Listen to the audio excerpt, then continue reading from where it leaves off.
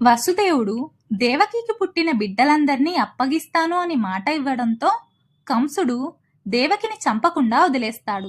కొంతకాలానికి దేవకికి ఒక బిడ్డ జన్మిస్తాడు. ఇచ్చిన మాట తప్పకుండా వసుదేవుడు ఆ బిడ్డను తీసుకెళ్లి కంసుడికి అప్పగిస్తాడు. వసుదేవుడి నిజాయితీకి మెచ్చుకొని కంసుడు ఆ బిడ్డను మళ్లీ వసుదేవుడికి ఇచ్చేస్తాడు.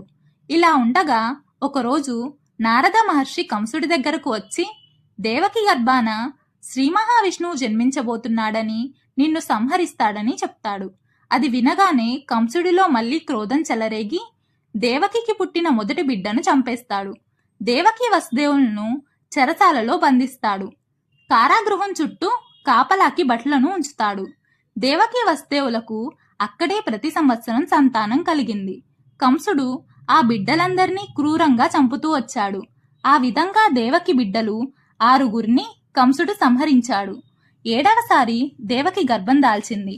నారాయణుడి సంకల్పం వల్ల ఆదిశేషుడు దేవకి గర్భంలో ప్రవేశించాడు. భగవంతుడి ఆదేశం మేరకు యోగమాయ దేవకి గర్భంలో ఉన్న ఆదిశేషుడి తేజస్సును ఆకర్షించి దాన్ని వసుదేవుడి 2వ భార్య రోహిణి గర్భంలో ప్రవేశపెట్టింది. కంసుడికి భయపడి రోహిణి ఇంకా చాలా మంది యాదవులు రేపల్లెలో తలదాచుకుంటున్నారు. యోగమాయ మాయ వల్ల మధురలో ఉన్న దేవకికి గర్భస్రావం అయింది.